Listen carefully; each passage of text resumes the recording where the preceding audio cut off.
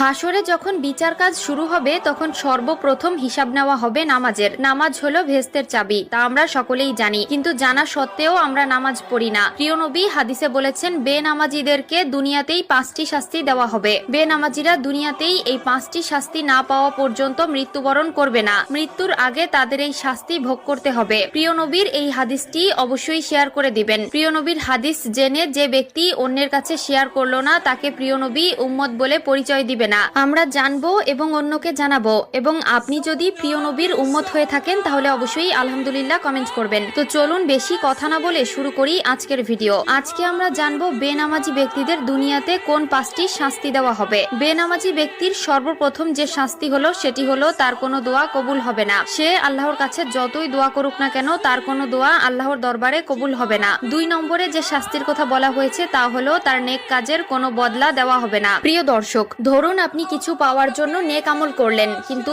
আফসোসের বিষয় আপনি যদি বেনামাজি হয়ে থাকেন আপনার নেক কাজের কোনো ফল আপনি পাবেন না। 3 নম্বরে যে শাস্তির কথা বলা হয়েছে তা হলো চেহারা থেকে নেককারদের নূর উঠে যাবে। প্রিয় দর্শক, জন্মগতভাবেই আল্লাহ তাআলা কালো, সুন্দর, অসুন্দর সকলের চেহারায় একটি মায়াবী নূর দিয়েছেন, কিন্তু নামাজ না পড়ার কারণে